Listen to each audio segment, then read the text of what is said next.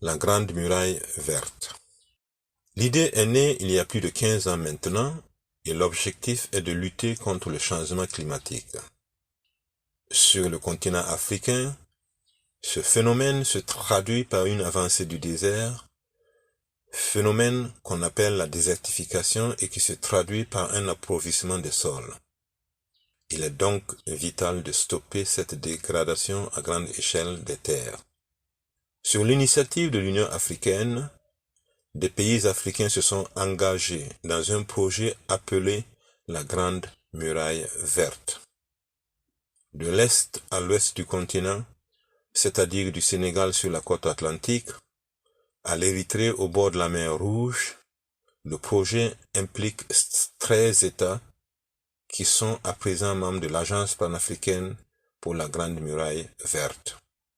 Il s'étend sur une distance de 7600 km et couvre une superficie estimée à 117 000 km².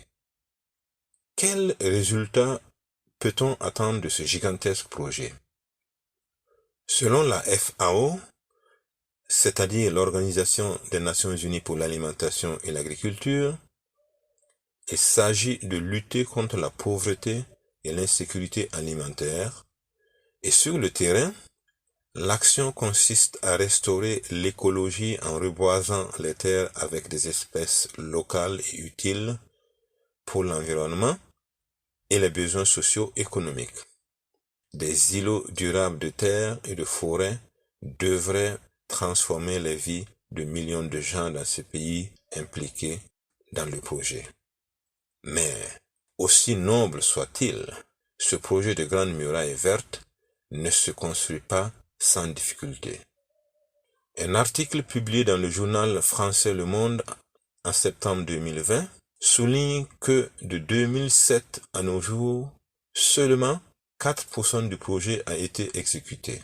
Le journal indique toujours que l'inconstance des financements, de leur gestion, ainsi que des décisions politiques sont jugées handicapantes par des acteurs du projet.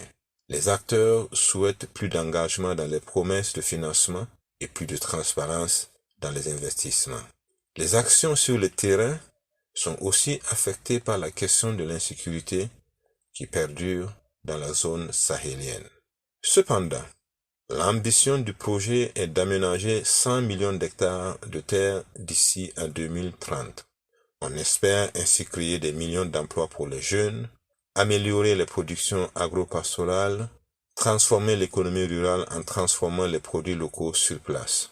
Ces emplois verts et durables pourraient contribuer à la lutte contre l'immigration illégale, les trafics illicites de tout genre, voire le terrorisme qui sévit dans cette partie de l'Afrique.